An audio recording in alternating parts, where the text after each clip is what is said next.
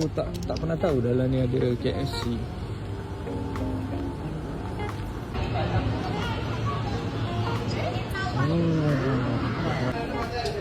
Aku taster. Abang boleh call lah kat sini tu.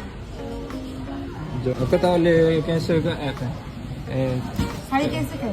Abang tak rugi kan? Kalau sebab saya double. Ada lagi satu.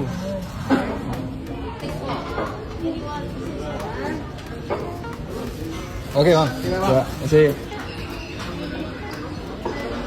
Tadi aku double order tapi satu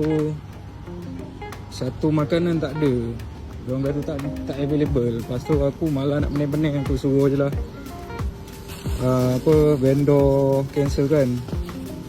So boleh cancel, tak ada masalah pun. Vendor sebenarnya boleh je cancel. Tapi aku rasa lah kalau diorang cancel akan ada effect juga dekat diorang. Sebab tu diorang malas nak cancel.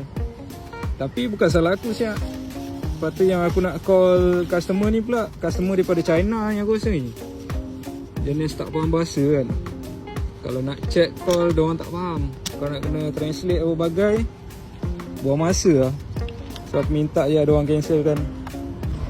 Aku saja je main area sini nak cari ketenangan.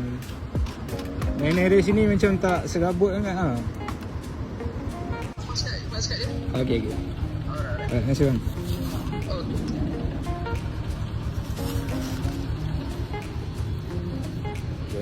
Okey, saya gambar sekejap boleh? Okay, thank you.